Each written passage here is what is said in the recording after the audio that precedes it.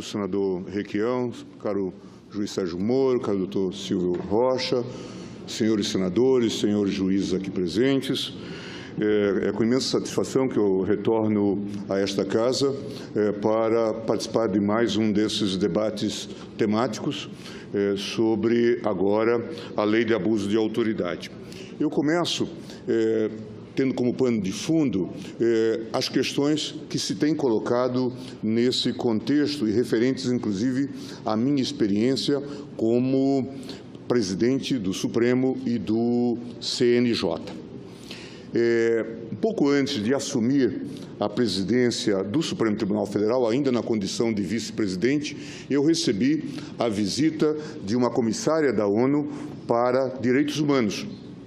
E ela veio para discutir vários assuntos, claro, sempre o sistema prisional do Brasil à frente, e ela estava muito impressionada com o episódio de Abaetetuba, aquele episódio no Pará em que uma moça foi colocada num presídio de homens e foi sistematicamente violentada. Lá pelas tantas, ela introduziu o tema e disse que queria conversar sobre isso. Eu dei aquelas explicações que nós não tínhamos o controle efetivo sobre o sistema prisional, as más condições dos presídios e tudo mais. E, com aquele jeito anglo-saxão de ser, ela então, depois de ouvir com paciência as minhas explicações, ela disse: mas o senhor não acha que levar 30 dias para descobrir esse mal-feito é algo demais? E não me restou outra coisa senão dizer yes, porque, de fato, isso tinha ocorrido e só foi descoberto 30 dias após.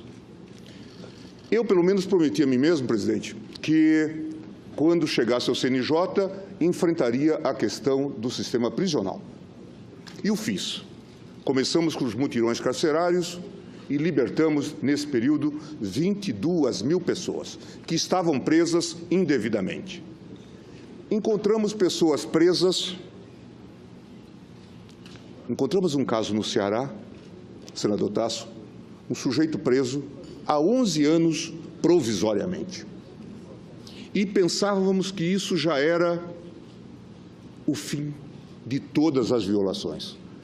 Quando, num outro mutirão carcerário, no Espírito Santo, encontramos, senador Caiado, um sujeito preso há 14 anos provisoriamente. Isso fala da responsabilidade de nós, magistrados, que não estávamos sequer acompanhando esse processo.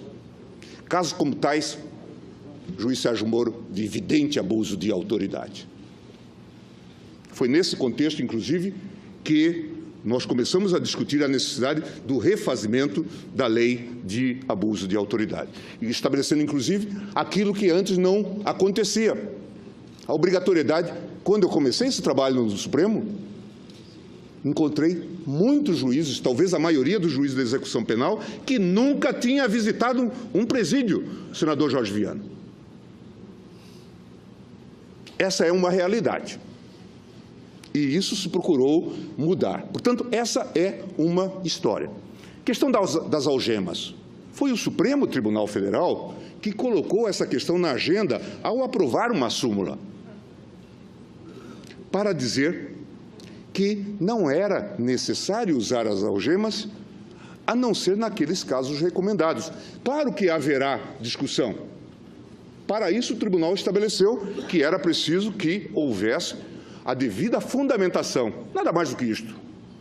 Poderá ser uma apreensão errada dos fatos ou não, mas era preciso que houvesse a fundamentação. Este é um caso até irônico, porque foi um caso de São Paulo, Aloysio, em que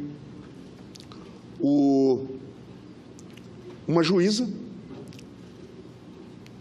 manteve um réu no júri algemado durante todo o tempo. E o argumento do seu defensor é de que aquela condição, algemado perante o tribunal do júri, já era quase que a resignação, a confissão da prática do crime e da responsabilidade pelo crime em toda a sua extensão. O tribunal, então, entendeu que era preciso anular o júri. e outro deveria ser realizado. E construiu-se, então, a partir desse entendimento, as bases para a edição de uma súmula. Em suma, vejam os senhores, portanto, que há bases hoje muito fortes que legitimam essa iniciativa. Então, eu estou bastante tranquilo quanto à iniciativa que se deu naquele contexto do Pacto Republicano em 2009, com o objetivo de fortalecer a defesa dos direitos fundamentais. E, quanto a isso, me parece que é bastante pacífica essa orientação. Por outro lado, o que acontece hoje? Eu vou falar agora da visão de quem está na presidência do Tribunal Superior Eleitoral. Nós temos agora, os senhores senadores certamente convivem com isso, a questão da lei de inelegibilidade. É muito comum, agora, com a decisão de segundo grau, ter-se alguém por inelegível. Caso de improbidade, caso de condenações em segundo grau, ou mesmo, como já foi lembrado aqui muito oportunamente pelo juiz Silvio, casos de decisões do Tribunal de Contas da União ou de tribunais de contas dos estados ou tribunais de contas dos municípios.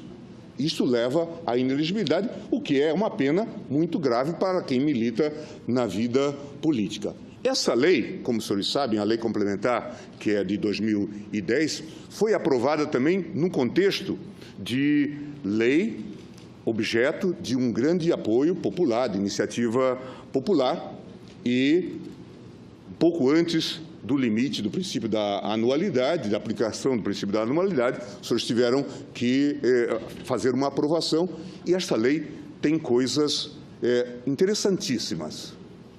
Por exemplo, se o sujeito for excluído de uma entidade associativa, um conselho de contabilidade ou da própria OAB, ele fica inelegível.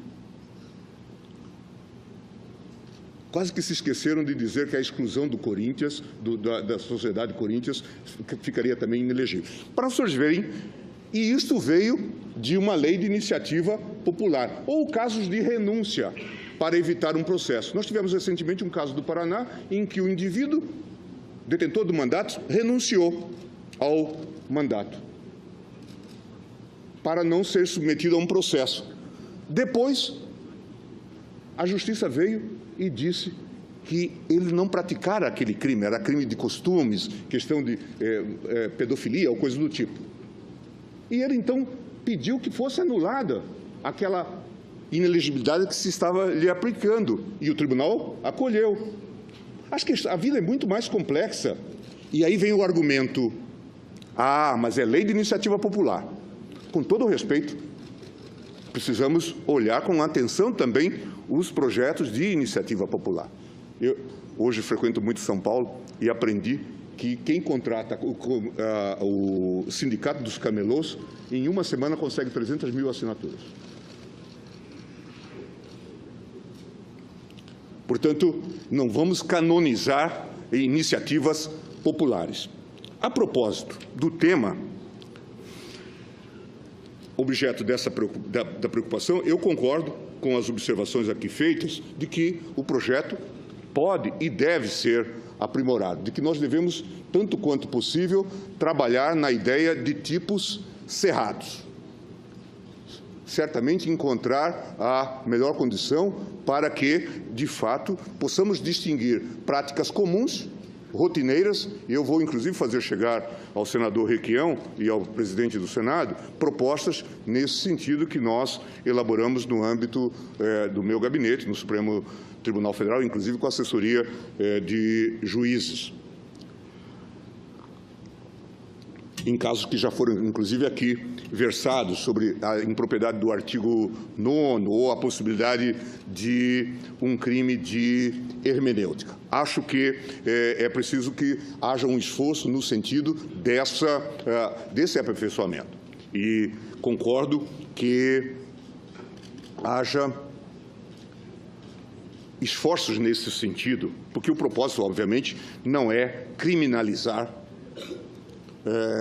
a atividade do juiz, do promotor, do integrante de CPI no âmbito do Congresso Nacional, embora nós saibamos que isso ocorre. Quantas vezes o Supremo já concedeu habeas corpus para impedir que alguém que compareceu na condição de testemunha fosse convolado na condição agora de investigado e sofresse, às vezes, coação no próprio âmbito aqui do Congresso Nacional. Portanto, a pretensão não foi excluir nenhum setor ou poder, e acho bem-vinda, inclusive, a sugestão de trazer o Tribunal de Contas, porque hoje exerce um poder significativo e, muitas vezes, capaz de perpetrar abuso de autoridade. Estou absolutamente convencido em relação a isso.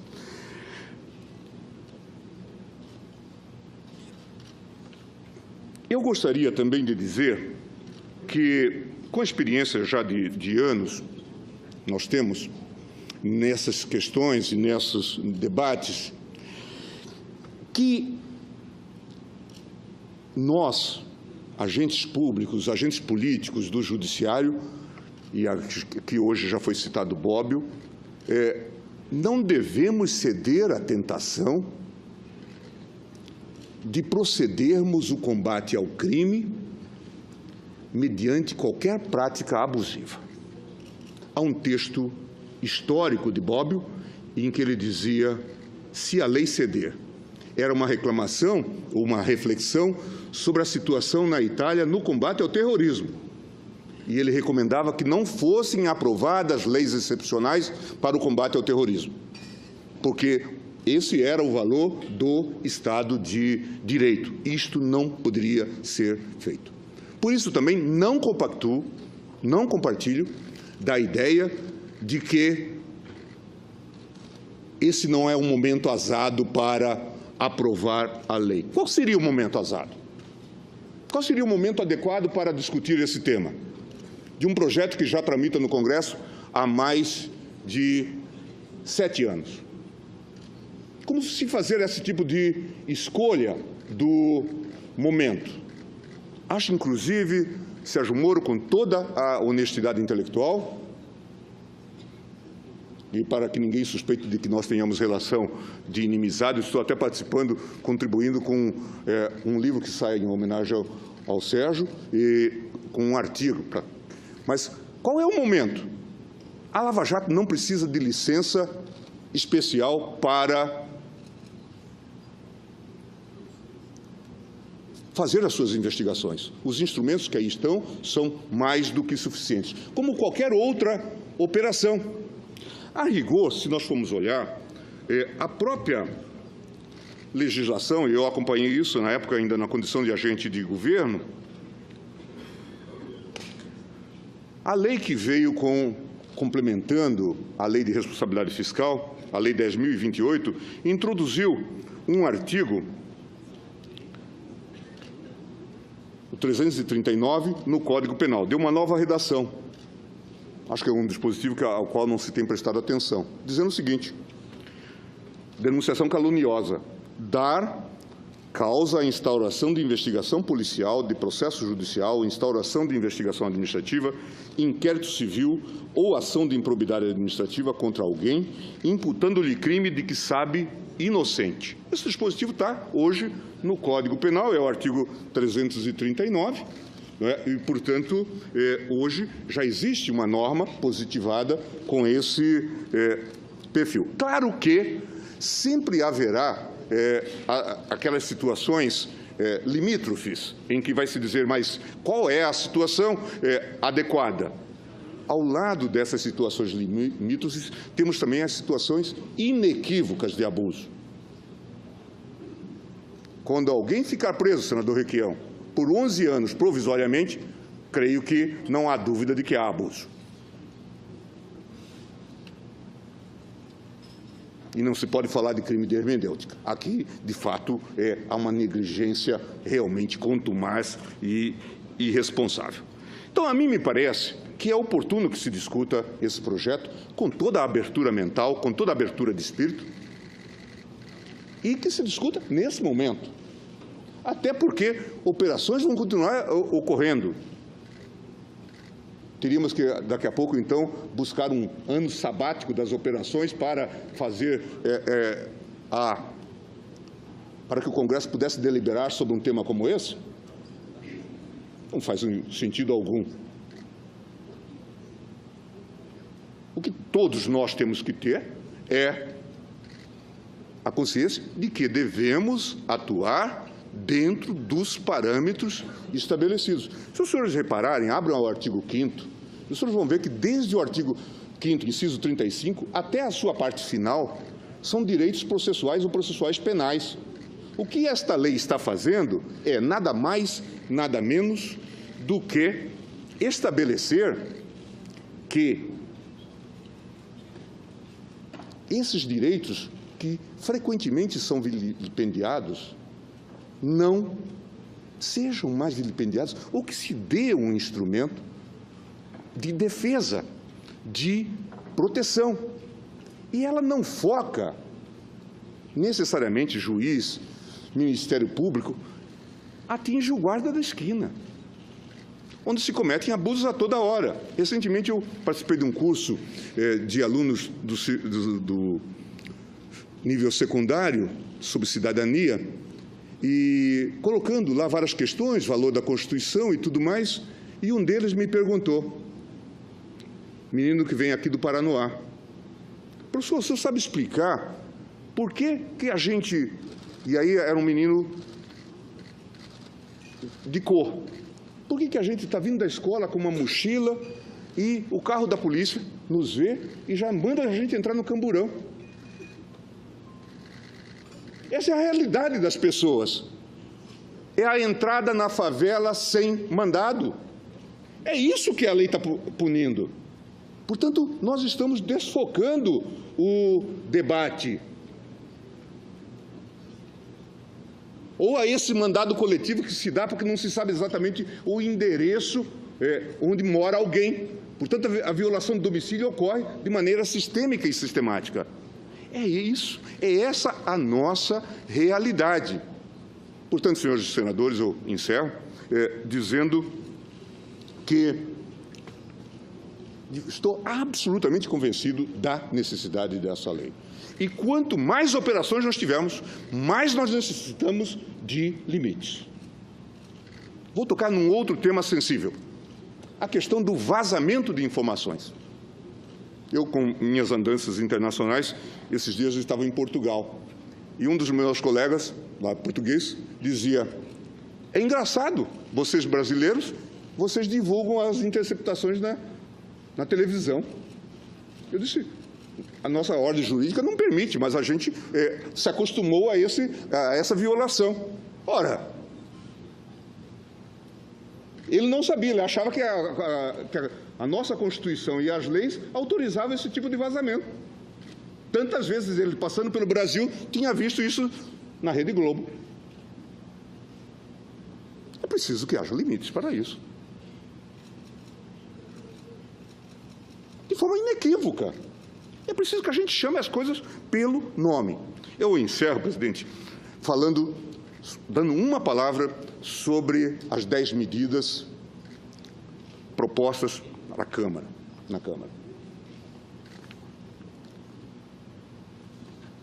Sérgio, com toda franqueza, se esse projeto que foi apresentado sobre habeas corpus tivesse sido chancelado na Câmara, nós teríamos supresso a garantia do habeas corpus.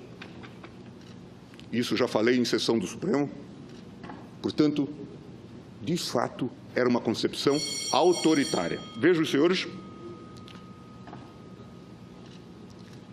o que se diz. Isto aqui até há um trick, uma técnica muito interessante, se os senhores lerem. Porque o artigo 647. Dar-se habeas corpus sempre que alguém sofrer ou se achar na iminência de sofrer violência ou coação ilegal que prejudique diretamente sua liberdade atual de ir e vir, salvo nos casos de punição disciplinar. Até aí permite-se o habeas corpus. Agora veja o seguinte, começam então as negativas. Parágrafo 1º, a ordem de habeas corpus não será concedida. De ofício, veja, proíbe a concessão de ofício. a concessão do habeas corpus de ofício, salvo quando for impetrado para evitar prisão manifestamente ilegal e implicar a soltura imediata do paciente. Portanto, uma restrição ao habeas corpus de ofício. Não será concedida em caráter liminar, salvo quando for impetrado para evitar prisão manifestamente ilegal e implicar a soltura imediata do paciente. Portanto, em todas essas hipóteses de nulidade do procedimento, das hipóteses de instauração de um inquérito indevido, tudo isso seria vedado por esse modelo. Concepção claramente autoritária. Vou permitir, senhores juízes, senhores procuradores, será que as pessoas que lá no viaduto do Chá assinaram esses documentos, que correriam risco com esse modelo, tinham consciência de que estavam aprovando isso? Claro que não. Vamos ser honestos.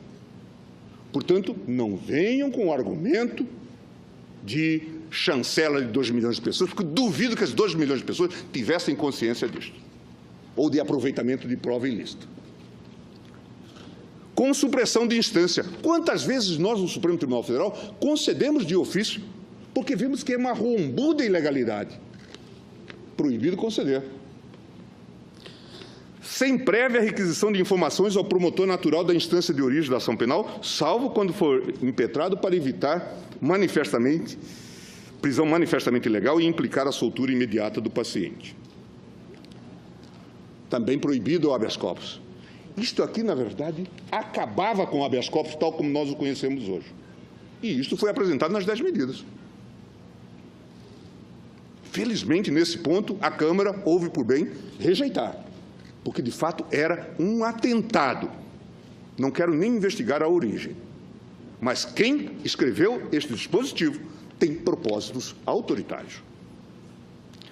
Proibida o habeas corpus para discutir nulidade, trancar a investigação ou processo penal em curso, salvo se o paciente estiver preso ou na iminência de o ser, e o reconhecimento da nulidade ou da ilegalidade da decisão que deu causa à instauração de investigação ou do processo penal tem efeito direto e imediato no direito de ir e vir. Portanto, sempre que o sujeito não estivesse preso, não se concederia habeas corpus. Acabava com o habeas corpus tal como nós o conhecemos hoje. Proposta popular. Será que as pessoas discutiram isso? Os senhores sabem que não. Portanto, é uma recomendação, inclusive, uma sugestão que eu faço, é que as propostas populares também têm que ser devidamente escrutinadas.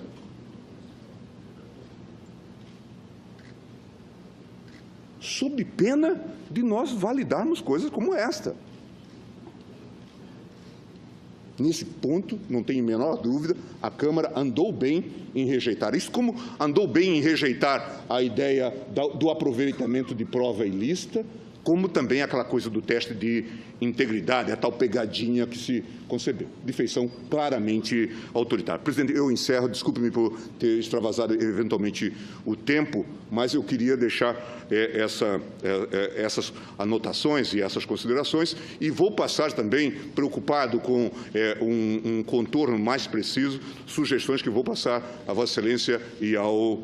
E, claro, muitas delas coincidem com as propostas aqui feitas já pelo Sérgio e pelo Silvio. Muito obrigado. Estabeleceu que era preciso que houvesse a devida fundamentação, nada mais do que isto. Poderá ser uma apreensão errada dos fatos ou não, mas era preciso que houvesse a fundamentação. Este é um caso até irônico, porque foi um caso de São Paulo, Aloysio, em que uma juíza manteve um réu no júri algemado durante todo o tempo. E o argumento do seu defensor é de que aquela condição, algemado perante o tribunal do júri, já era quase que a resignação, a confissão da prática do crime e da responsabilidade pelo crime em toda a sua extensão. O tribunal, então, entendeu que era preciso anular o júri. E outro deveria ser realizado. E construiu-se, então, a partir desse entendimento, as bases para a edição de uma súmula. Em suma, vejam os senhores, portanto, que há bases hoje muito fortes que legitimam essa iniciativa. Então, eu estou bastante tranquilo quanto à iniciativa que se deu naquele contexto do Pacto Republicano em 2009, com o objetivo de fortalecer a defesa dos direitos fundamentais. E, quanto a isso, me parece que é bastante pacífica essa orientação. Por outro lado, o que acontece hoje, eu vou falar agora da visão de quem está na presidência do Tribunal Superior Eleitoral. Nós temos agora, os senhores senadores certamente convivem com isso, a questão da lei de inelegibilidade. É muito comum, agora, com a decisão de segundo grau, ter-se alguém por inelegível. Caso de improbidade, caso de condenações em segundo grau, ou mesmo, como já foi lembrado aqui muito oportunamente pelo juiz Silvio, casos de decisões do Tribunal de Contas da União ou de tribunais de contas dos estados ou tribunais de contas dos municípios. Isso leva à inelegibilidade, o que é uma pena muito grave para quem milita na vida política. Essa lei, como os senhores sabem, a lei complementar, que é de 2010, foi aprovada também num contexto de lei objeto de um grande apoio popular, de iniciativa popular, e pouco antes do limite do princípio da anualidade, da aplicação do princípio da anualidade, os senhores tiveram que fazer uma aprovação, e esta lei tem coisas interessantíssimas. Por exemplo, se o sujeito for excluído de uma entidade associativa, um conselho de contabilidade ou da própria OAB, ele fica inelegível. Quase que se esqueceram de dizer que a exclusão do Corinthians, da Sociedade Corinthians, ficaria também inelegível. Para os senhores verem, e isto veio de uma lei de iniciativa popular, ou casos de renúncia para evitar um processo. Nós tivemos recentemente um caso do Paraná em que o indivíduo, detentor do mandato, renunciou ao mandato para não ser submetido a um processo. Depois, a Justiça veio e disse que ele não praticara aquele crime, era crime de costumes, questão de pedofilia ou coisa do tipo. E ele, então, pediu que fosse anulada aquela inelegibilidade que se estava lhe aplicando, e o tribunal acolheu. Acho que a vida é muito mais complexa. E aí vem o argumento de alunos do nível secundário sobre cidadania, e colocando lá várias questões, valor da Constituição e tudo mais, e um deles me perguntou, menino que vem aqui do Paranoá, professor, o senhor sabe explicar por que a gente... E aí era um menino de cor. Por que a gente está vindo da escola com uma mochila e o carro da polícia nos vê e já manda a gente entrar no camburão? Essa é a realidade das pessoas. É a entrada na favela sem mandado. É isso que a lei está punindo. Portanto, nós estamos desfocando o debate. Ou a esse mandado coletivo que se dá porque não se sabe exatamente o endereço onde mora alguém. Portanto, a violação do domicílio ocorre de maneira sistêmica e sistemática. É isso, é essa a nossa realidade. Portanto, senhores senadores, eu encerro dizendo que estou absolutamente convencido da necessidade dessa lei. E quanto mais operações nós tivermos, mais nós necessitamos de limites. Vou tocar num outro tema sensível, a questão do vazamento de informações. Eu, com minhas andanças internacionais, esses dias eu estava em Portugal, e um dos meus colegas, lá português, dizia, é engraçado, vocês brasileiros, vocês divulgam as interceptações na televisão. Eu disse, a nossa ordem jurídica não permite, mas a gente se acostumou a essa violação. Ora, ele não sabia, ele achava que a nossa Constituição e as leis autorizavam esse tipo de vazamento. tantas vezes ele, passando pelo Brasil, tinha visto isso na Rede Globo. É preciso que haja limites para isso. De forma inequívoca. É preciso que a gente chame as coisas pelo nome. Eu encerro, presidente, dando uma palavra sobre as 10 medidas propostas na Câmara.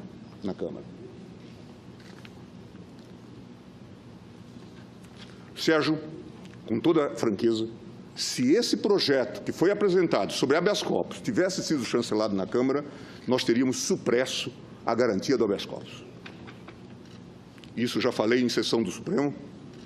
Portanto, de fato, era uma concepção autoritária. Vejam, senhores,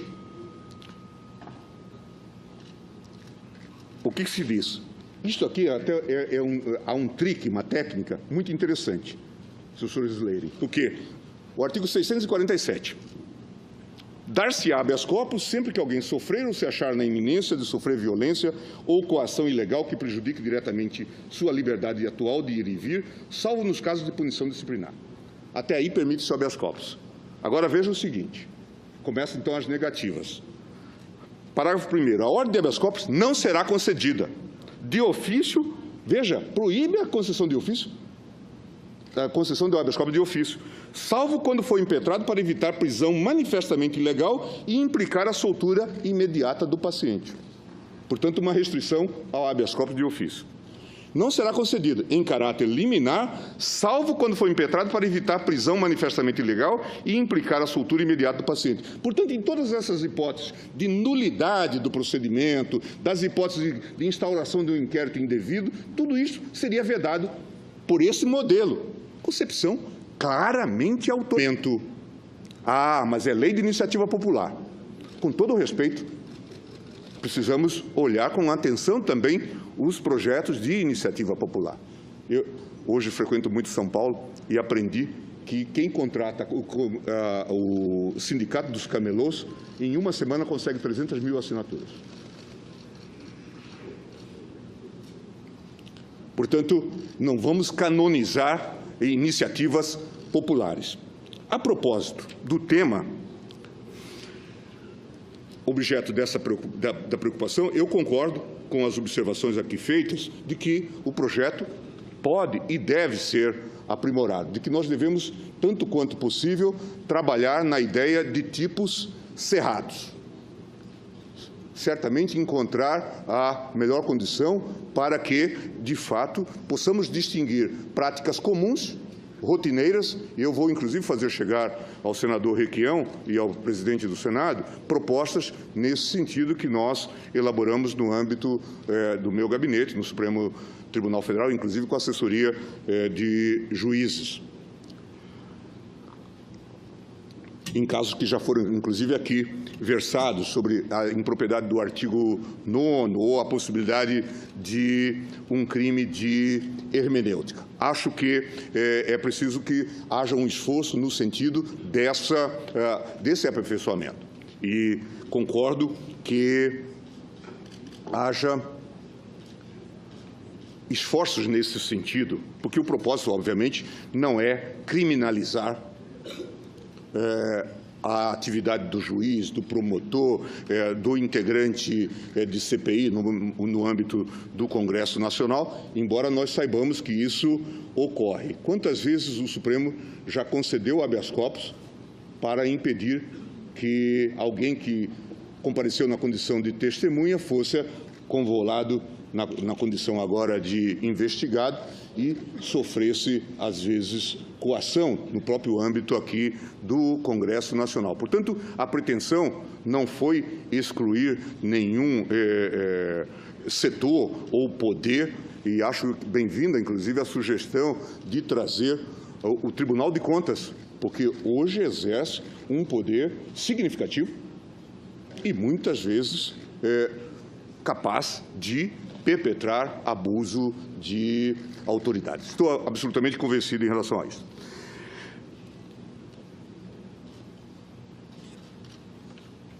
Eu gostaria também de dizer que, com a experiência já de anos, nós temos nessas questões e nesses debates que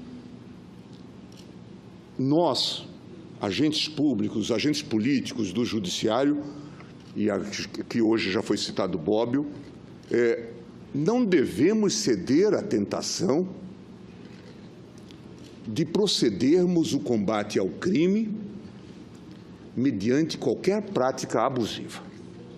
Há um texto histórico de Bobbio em que ele dizia: se a lei ceder. Era uma reclamação, uma reflexão sobre a situação na Itália no combate ao terrorismo.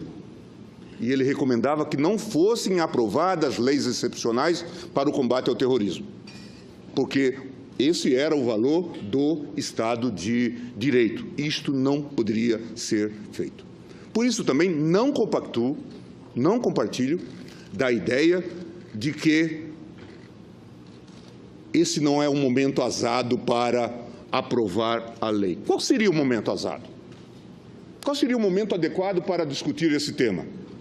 De um projeto que já tramita no Congresso há mais de 7 anos. Como se fazer esse tipo de escolha do momento? Acho, inclusive, Sérgio Moro, com toda a honestidade intelectual, e para que ninguém suspeite de que nós tenhamos relação de inimizade, estou até participando, contribuindo com um livro que sai em homenagem ao Sérgio, e com um artigo. Mas qual é o momento? A Lava Jato não precisa de licença especial para fazer as suas investigações. Os instrumentos que aí estão são mais do que suficientes, como qualquer outra operação. A rigor, se nós formos olhar, a própria legislação, e eu acompanhei isso na época ainda na condição de agente de governo,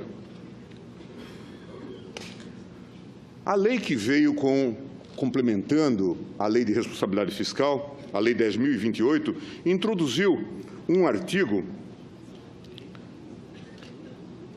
o 339, no Código Penal. Deu uma nova redação. Acho que é um dispositivo ao qual não se tem prestado atenção, dizendo o seguinte: denunciação caluniosa, dar causa à instauração de investigação policial, de processo judicial, instauração de investigação administrativa, inquérito civil ou ação de improbidade administrativa contra alguém, imputando-lhe crime de que sabe inocente. Esse dispositivo está hoje no Código Penal, é o artigo 339, e, portanto, hoje já existe uma norma positivada com esse perfil. Claro que sempre haverá aquelas situações limítrofes, em que vai se dizer, mas qual é a situação adequada? Ao lado dessas situações limítrofes, temos também as situações inequívocas de abuso. Quando alguém ficar preso, senador Requião, por 11 anos provisoriamente, creio que não há dúvida de que há abuso. E não se pode falar de crime de hermenêutica. Aqui, de fato, há uma negligência realmente contumaz e irresponsável. Então, a mim me parece que é oportuno que se discuta esse projeto com toda a abertura mental, com toda a abertura de espírito, e que se discuta nesse momento. Até porque operações vão continuar ocorrendo. Teríamos que, daqui a pouco, então, buscar um ano sabático das operações para fazer para que o Congresso pudesse deliberar sobre um tema como esse? Não faz sentido algum. O que todos nós temos que ter é a consciência de que devemos atuar dentro dos parâmetros estabelecidos. Se os senhores repararem, abram o artigo 5º, os senhores vão ver que desde o artigo 5º, inciso 35, até a sua parte final, são direitos processuais ou processuais penais. O que esta lei está fazendo é nada mais, nada menos do que estabelecer que esses direitos que frequentemente são vilipendiados não sejam mais vilipendiados, ou que se dê um instrumento de defesa, de proteção. E ela não foca necessariamente juiz, Ministério Público, atinge o guarda da esquina, onde se cometem abusos a toda hora. Recentemente eu participei de um curso do senador Requião, caro juiz Sérgio Moro, caro doutor Silvio Rocha, senhores senadores, senhores juízes aqui presentes. É com imensa satisfação que eu retorno a esta casa para participar de mais um desses debates temáticos sobre, agora, a Lei de Abuso de Autoridade. Eu começo tendo como pano de fundo as questões que se têm colocado nesse contexto e referentes, inclusive, à minha experiência como presidente do Supremo e do CNJ. Um pouco antes de assumir a presidência do Supremo Tribunal Federal, ainda na condição de vice-presidente, eu recebi a visita de uma comissária da ONU para Direitos Humanos. E ela veio para discutir vários assuntos, claro, sempre o sistema prisional do Brasil à frente, e ela estava muito impressionada com o episódio de Abaetetuba, aquele episódio no Pará em que uma moça foi colocada num presídio de homens e foi sistematicamente violentada. Lá pelas tantas, ela introduziu o tema e disse que queria conversar sobre isso. Eu dei aquelas explicações que nós não tínhamos o controle efetivo sobre o sistema prisional, as más condições dos presídios e tudo mais. E, com aquele jeito anglo-saxão de ser, ela então, depois de ouvir com paciência as minhas explicações, ela disse: mas o senhor não acha que levar 30 dias para descobrir esse mal feito é algo demais? E não me restou outra coisa senão dizer yes, porque, de fato, isso tinha ocorrido e só foi descoberto 30 dias após. Eu, pelo menos, prometi a mim mesmo, presidente, que, quando chegasse ao CNJ, enfrentaria a questão do sistema prisional. E o fiz.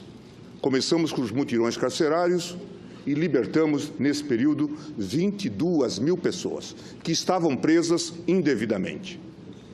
Encontramos pessoas presas. Encontramos um caso no Ceará, senador Tasso, um sujeito preso há 11 anos provisoriamente.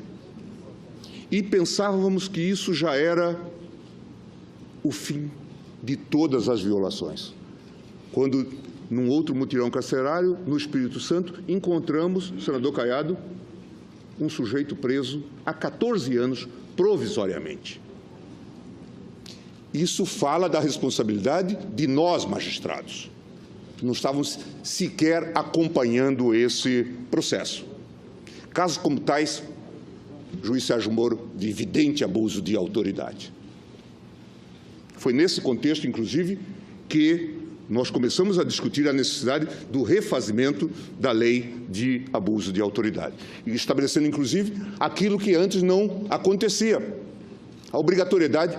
Quando eu comecei esse trabalho no Supremo, encontrei muitos juízes, talvez a maioria dos juízes da execução penal, que nunca tinha visitado um presídio, senador Jorge Viana. Essa é uma realidade. E isso se procurou mudar. Portanto, essa é uma história. Questão das algemas. Foi o Supremo Tribunal Federal que colocou essa questão na agenda ao aprovar uma súmula, para dizer que não era necessário usar as algemas, a não ser naqueles casos recomendados. Claro que haverá discussão. Para isso, o tribunal estabeleceu